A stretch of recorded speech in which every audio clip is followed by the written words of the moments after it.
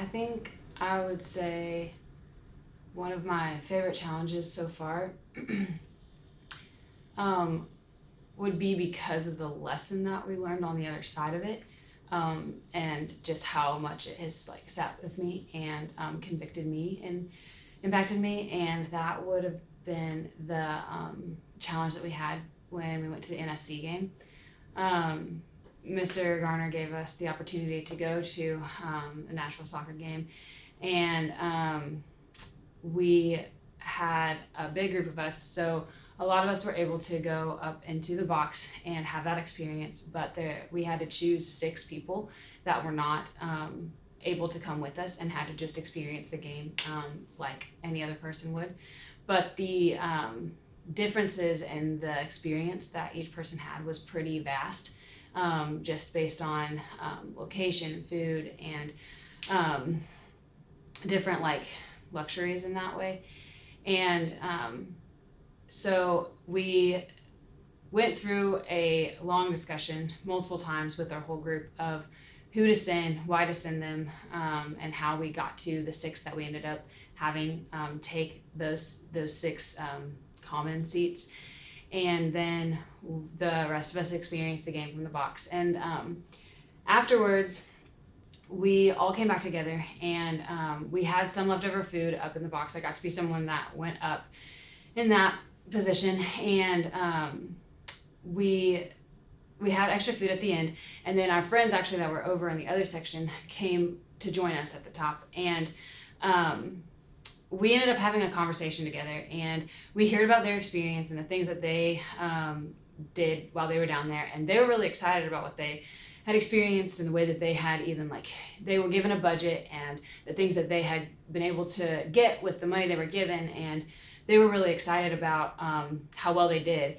But as all of us were listening to it, we knew the difference, or like the contrast of what it was that we had experienced and how much better it was, even though they were excited about it because they didn't have anything to compare it to.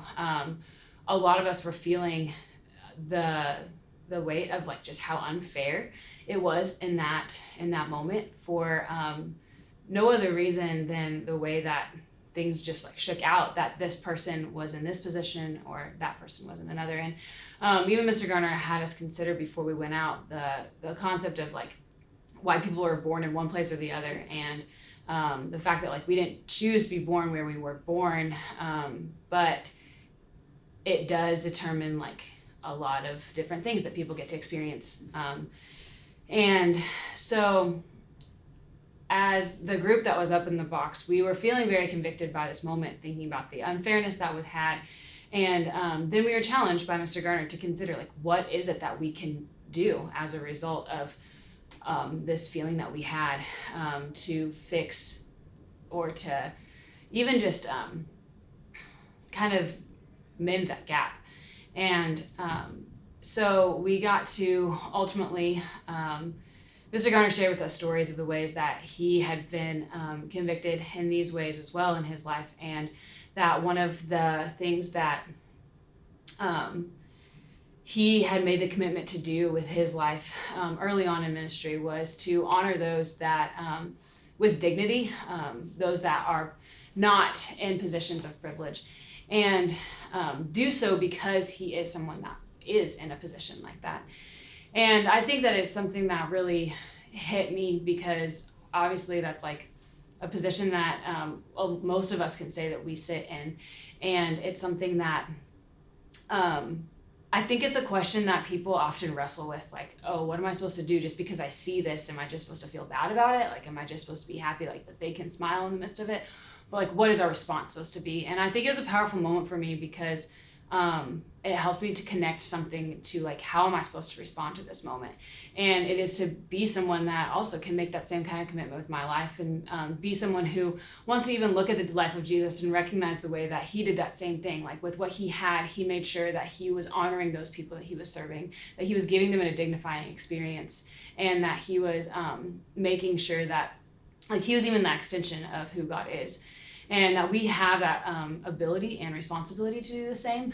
And so what we got to do in that moment specifically was the other 6 went out of the box for a little bit, and we got to set up the room in a way that we were able to serve them. We set the table, we put all the food that we had left out for them, that they could eat whatever they wanted to, and we welcomed them back in with cheers and served them as they sat at the table, and offered them, and then even thanked them for the way that they gave us the opportunity to experience what we did, and then the way that we wanted to show them that honor in return. And it was something that they felt very loved by, and it was something that just really touched me and spoke to me, and something that I for sure won't be forgetting anytime soon. Something that I really want to take with me to even inform the way that we do ministry for the rest of the summer, but also for the rest of my life, to consider that, and whether that be in a work setting or in other ministry in the States or abroad in the future. I just hope to have this lesson on my mind as I continue to consider the way that I can use the life that I've been given to love and to serve others.